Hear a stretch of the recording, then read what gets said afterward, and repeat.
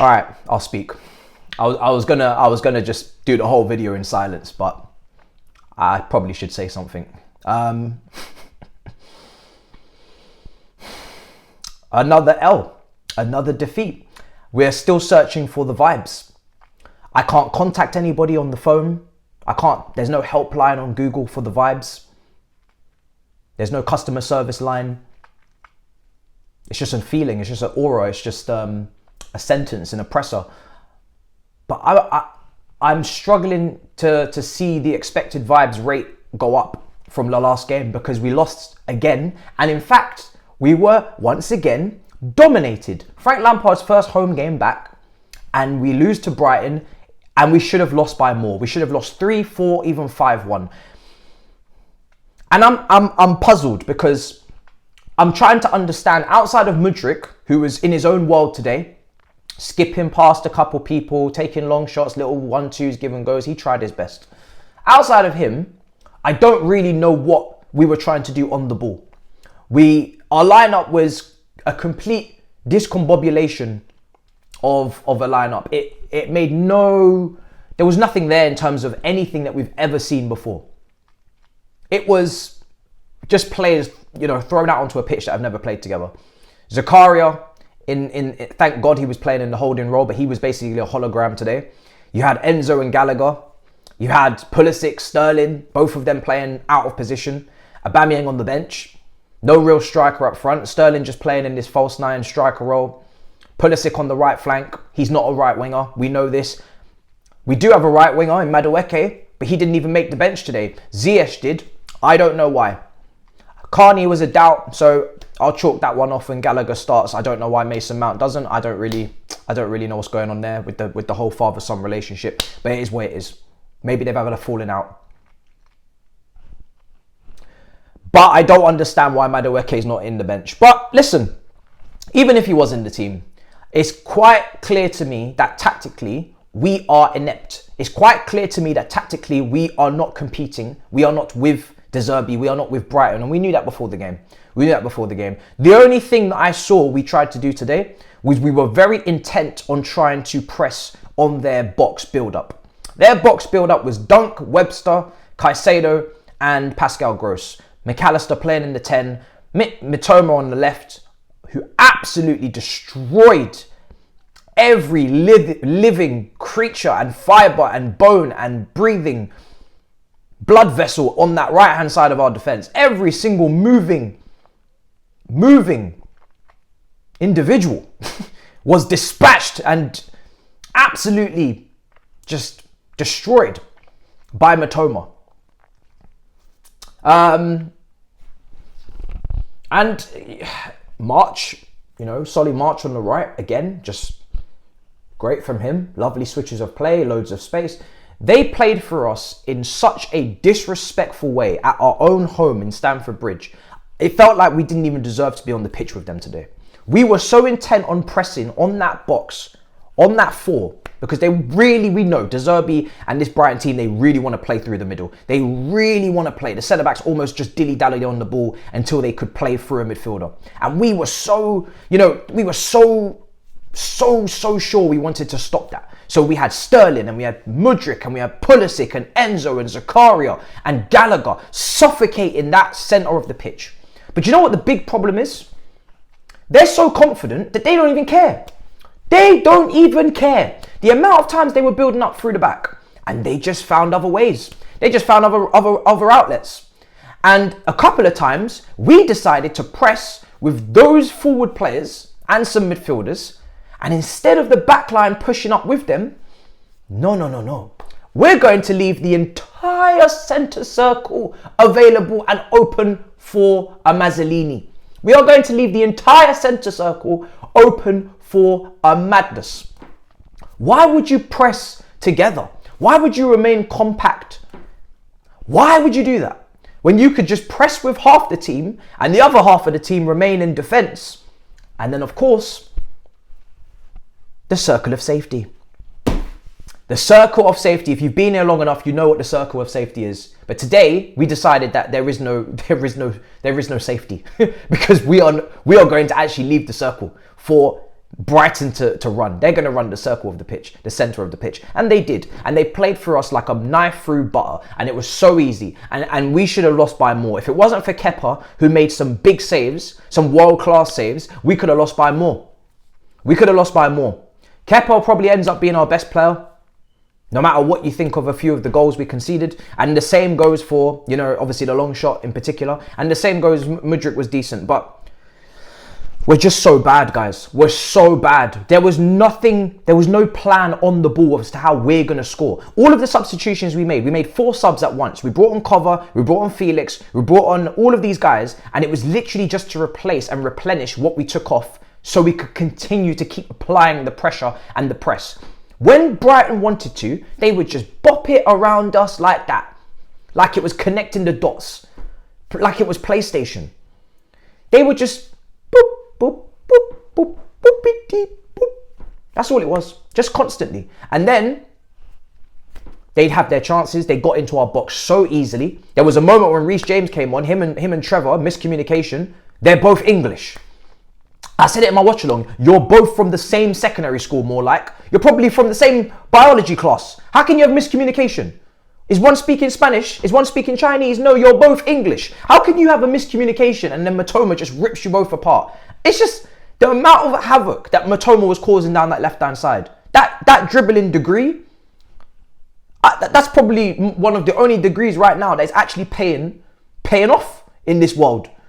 In this world, where people are getting degrees and having to pay back all of those student loans, and they're finding out their graduate jobs are not even keeping them afloat in this economy. His dribbling degree is actually paying the bills. I'm not gonna lie. I think me and Saeed might have to go for a course. I know Saeed likes to dribble. You might have to hold that because of that phone call that you gave me, brother. It's just insane. It's just insane. I can't come to grasps with what I've witnessed. And now as I look to my right, Tottenham have lost at home to Bournemouth. But I can't even shamelessly laugh at that. I'll do it on London Club's Carnage. But what we can laugh at is that we're still not on 40 points. And of course, a random player that I've never heard of before, that's the next up and coming thing in the Brighton team, scores a long shot and peppers us completely.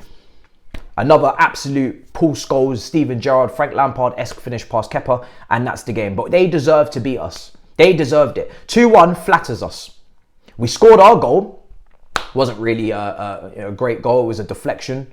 You know, it's completely what you expect from a team like us at the moment who can't seem to do anything in open play. Last goal we scored before that was a set piece.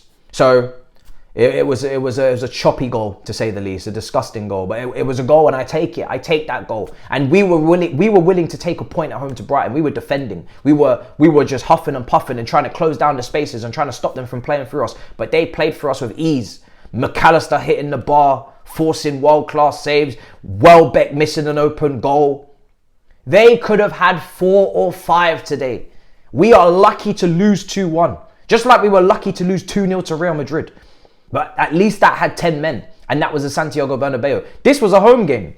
And I'm hearing people are getting booed. This is not the vibes that people signed up for. And this is why when Enrique comes to London, you don't ask him questions, he asks you questions. Todd Bowie's sitting up in the stands today. Appoint a manager. Speak to Nagelsmann, speak to your technical and sporting directors or whoever's in charge of this, right? Your sporting, and get this sorted. Your technical, sorry. Get this sorted. Because I'm telling you right now, the longer you prolong this search because you're trying to almost interview, you're swiping on Tinder, you don't know who you want, swipe, swipe, swipe, swipe, swipe, swipe, swipe, swipe. Swipe or no swiping. Learn Spanish. Dora the Explorer, Enrique. No more adventures, Todd Bowie. No more adventures, please. Because you do not understand the way the club is devaluing when we're watching this. And if these managers get a grip and understand the fugazi that they're trying to walk into, they're going to potentially be like, do you know what? This is not it. I'm going to wait for a different job. I'm going to wait. Let me wait till the summer. Something else will come up. So you need to put pen to paper with one of these guys immediately, because this is not good for anyone. This PR stunt is not going well. We have lost all of our games. Stamford Bridge is not any more cheerful and chappy. You can sing to your heart's content. You can have your even Gallagher today. Gallagher clearly tried his best. He put a shift in. He tried to make things happen. But I keep saying it, and I'm going to say it again. Caring is not enough. The boys cared. I think they cared today. They really tried. That's what's so sad. They actually really tried today. I could see that they cared. But they're not good enough in terms of their setup. The coaching, everything is just not good enough. There's too many players to coach also. We know that. There's people being left out of squads. I don't know how Madueke is not in the squad. It's a disgrace. It really is a disgrace to see Ziyech on the bench and Madueke is not on the bench. I think it's an absolute joke that we've signed these players. Carney is obviously maybe a doubt, has a knock, whatever. So I'm cool with that. I did see that on the Premier Injuries site. But the fact that Madueke comes with this confidence and with this, just this fearless attitude to take people on and want to come and do good. And we just decide, no, you can't make squads. How does that make any sense? How does that make any sense? If I was to run through the statistics of this game, you would throw up in your mouth. So I'm not going to do that. But just know in the first half, it was 12 shots. 4 on target, I think, from them, or whatever it was. 3 big chances created. One goal for us. No saves from their goalkeeper. The only time we tested Sanchez was the time that we actually had a bobbly goal. Their XG was through the roof. They just deserved it. There's no metric you can find or dig up in any presser to say that we deserve something No, I think we deserve a defeat. I think we deserve it. And it's what we got. So I'm happy for Brighton because they got what they deserved. They got robbed last week at the Tottenham Hotspur Stadium. We're now 10 points off of Brighton, who are in 7th. And they have 2 games in hand. We're not making Europe, obviously. I think that goes without saying. I think that's clear. The season is a write-off. So, in knowing that, can we stop playing players that are leaving the football club in the summer? Can we stop playing players that are leaving the football club in the summer? Guaranteed exits. These are players that are not staying here. It's guaranteed. So can we just stop using them? Because it's going to be a long end to the season. We have Manchester United away in the Premier League next. Lampard's first defeat last time he was here, 3-0 at Old Trafford, I remember it well. And of course, Real Madrid in midweek. We are a shambles. We're looking over our shoulder and I'm seeing Crystal Palace won today. Wolves won. Bournemouth have beaten Tottenham 3-2. That's 12th, 13th and 14th. All of them, I think, within about 6 points of us. And we don't have winnable fixtures coming up. Apart from Bournemouth, who, funnily enough, that's where we're meant to be getting our points. Bournemouth went to Arsenal and pushed them very far, have gone to Tottenham and won today, and have been very unlucky recently, and are a very decent team and will be scrapping for every point they can get. That's not a guaranteed win. Outside Nottingham Forest, every other team is above us. Brentford, United, City, Arsenal. Brentford. So, yeah. We go again for those 40 points. I don't know when I'm going to get them. But hey, we move. Smash up the icons and I'll see you guys next time. We're going to need more therapy. In a bit, people. Peace.